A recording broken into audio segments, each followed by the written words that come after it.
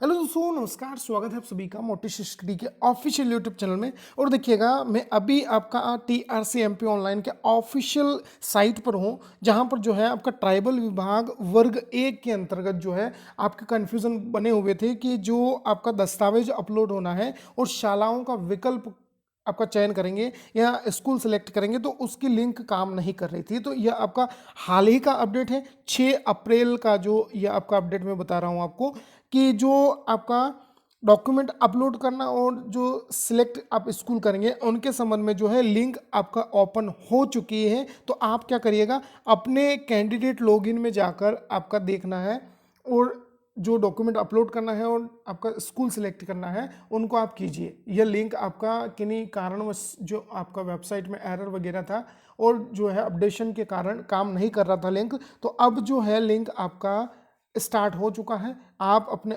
Document upload कीजिए और आपका स्कूल सेलेक्ट कीजिए। इसके अलावा बड़ा कन्फ्यूज़न था कि जो आपका यहाँ पर डॉक्यूमेंट हम अपलोड कर रहे हैं तो कौन से सेशन का जो है EWS हमको लगाना है। तो EWS जो है अपने को करंट ईयर का ही यहाँ पर अपलोड करना है, ताकि बाद में जो डॉक्यूमेंट वेरीफाई हो आपको होल्ड और रिजेक्ट न करे। तो आपका देखिएगा 1 अप्रैल 2021 से आपका करंट ईयर स्टार्ट हुआ है EWS का। तो अब क्या करिएगा, नया वाला जो EWS आप बनवाएंगे उसको यहाँ पर अपने को अपलोड करना है। और यह डेट जो है ध्यान रखिएगा, 15 अप्रैल लास्ट है। तो देखिएगा यहाँ पर टाइम पीरियड कम बचता है, तो आप जो है सावधानी पूर्वक अपने सभी डॉक्यूमेंट चेक करिएगा और उनको ध्यानपूर्वक जो है अपलोड करना है, ताकि बाद में जैसे अभी आपका शिक्षा विभाग में जो आपका गड़बड़ियां नज़र आ रही है वैसा अब ट्राइबल में आपका रिपीट न करें आप। तो इसको सावधानीपूर्वक आप भरिएगा। इसके अलावा देखिएगा, आपके कुछ क्वेरीज थी कि EWS के संबंध में जो है आपका, जैसे कि हमारा जो है पियर या आपका बात करें जो ससुराल है वो आपका मध्य प्रदेश में है और आप जो है कहीं और की निवासी हैं। जैसे कि यूपी के जो महिला कैंडिडेट हैं उनका जो आपका विवाह जो मध्य प्रदेश के अंतर्गत हुआ है, या राजस्थान की कोई महिला है उनका विवाह जो है मध्य प्रदेश में हुआ है और उनके पति या हस्बैंड के नाम का सर्टिफिकेट उनके पास है EWS का। तो यहाँ पर जो है मैं एक बात क्लियर कर दूँ, जो भी आपका आरक्षण या रिजर्वेशन 10% हो, चाहे 27% OBC हो, या आपका महिला रिजर्वेशन या फीमेल कैंडिडेट जो 50% आपका रिजर्वेशन है शिक्षक भर्ती के अंतर्गत, तो वो किसको मिलना है, केवल और केवल मध्य प्रदेश के जो स्थानीय निवासी हैं। मतलब कोई आपका महिला कैंडिडेट है, उनका जन्म यदि मध्य प्रदेश में हुआ है तो उनको यह आरक्षण मिलेगा, चाहे उनका ससुराल या बात करें उनका जो शादी है वो कहीं अदर स्टेट में हो चुकी है। जैसे कि आपका कोई महिला कैंडिडेट है वो मध्य प्रदेश की निवासी थी और उनका जो है मैरिज जो है राजस्थान में या यूपी में या महाराष्ट्र में कहीं भी हो गया, फिर भी उनका मान्य होगा, क्योंकि केवल और केवल देखिए गवर्नमेंट के नियम कहते हैं कि आपका जो सभी आरक्षण है वो केवल और केवल मध्य प्रदेश की जो महिला है डोमिसाइल है उन्हीं को मिलेंगे। तो यह आपका जो रिजेक्ट और होल्ड करने का कारण बन रहा है, ये आई होप आपको समझ आ चुका होगा। अब बात करते हैं जो होल्ड किया जा रहा है, जैसे कि किसी का आपका स्पेलिंग मिस्टेक है, किसी का डेट ऑफ बर्थ में आपका दिक्कत हो रही है, तो इनके जो कारण है, या किसी का डिवीजन जो है वो आपका कंसर्न नहीं हो पा रहा है कि सेकंड डिवीजन में मेरा 42% है, 45%, 47% है, उनसे संबंध में जो है उनको होल्ड किया जा रहा है।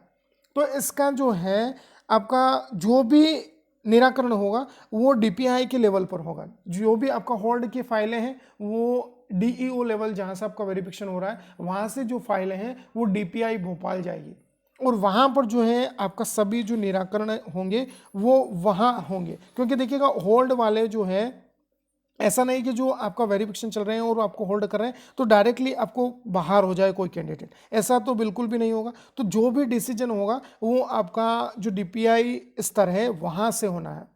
तो आपका कन्फ्यूजन बना हुआ था कि होल्ड वाले क्लियर होंगे या नहीं होंगे। तो होल्ड वाले देखिए आपका किसी न किसी सारभूत कारण से उनको होल्ड किया जा रहा है, तो उनका जो है वेरिफिकेशन आपका 100% वेरीफाई ही होंगे वो, यदि आपका जो नियम है उन नियमों के अंतर्गत आप आते हैं। तो इसके अलावा एक कारण बन रहा था कि स्पेलिंग संबंधित त्रुटि है मार्कशीट में, जैसे सरनेम नहीं लगा है कहीं, या स्पेलिंग में जो है आपका मिस प्रिंट है, एक वर्ड नहीं है, दिया नहीं है स्पेलिंग में सही से, या प्रिंट जो है सही हुआ नहीं है। तो इनका जो है कोई आपका एक ठोस कारण नहीं बनता है। या मैं आपको ऑफिशियल जो आपका अपडेट है वो भी बताता हूँ कि यहाँ पर देखिए 27 जनवरी 2020 का यह अपडेट था कि सत्यापन के दौरान देखिएगा किसी को भी आपका सामान्य टंकन त्रुटि, अक्षर विन्यास या आपका किसी दस्तावेज को अमान्य नहीं करेंगे यदि उनके पिता के नाम के आगे सरनेम, माता के नाम के आगे सरनेम या कैंडिडेट के नाम के आगे सरनेम नहीं है किसी एक डॉक्यूमेंट में या एक से ज़्यादा डॉक्यूमेंट में। तो ये कोई आपका बड़ी समस्या नहीं है,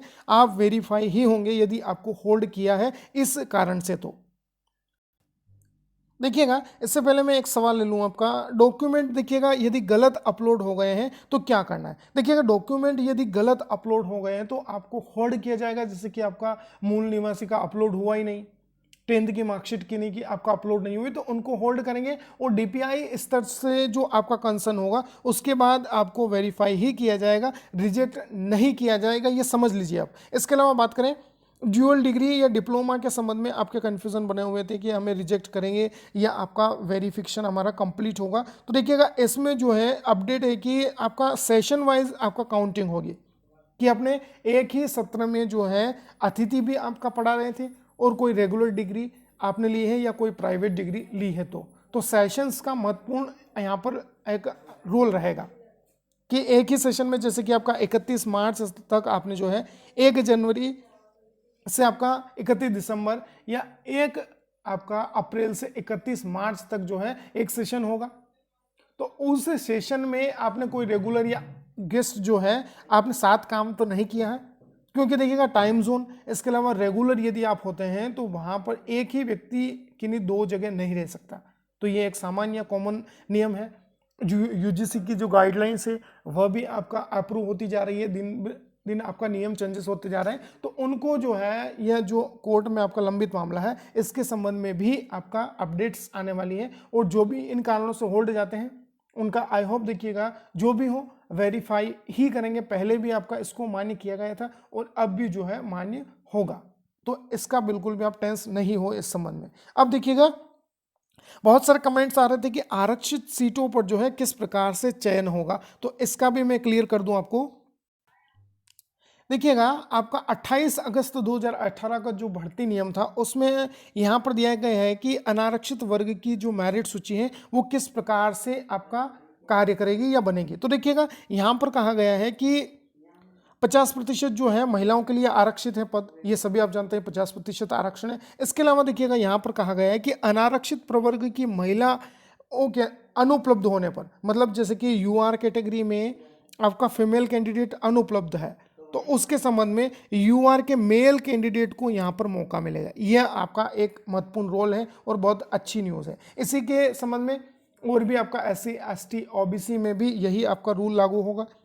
जैसे कि आपका अनुसूचित जाति की कोई फीमेल कैंडिडेट अनुपलब्ध है, मतलब वो क्वालिफाई नहीं कर पाई है और आपका पद खाली रहते हैं, तो उसी कैटेगरी के जो पुरुष हैं या मेल कैंडिडेट है उनसे आपका जो सीट है वो भरा जाएगा। ये आपका यहाँ पर कोई फेक न्यूज़ नहीं है, ऑफिशियल अपडेट है यह, ऐसा समझ में। तो इसको आप समझ चुके होंगे।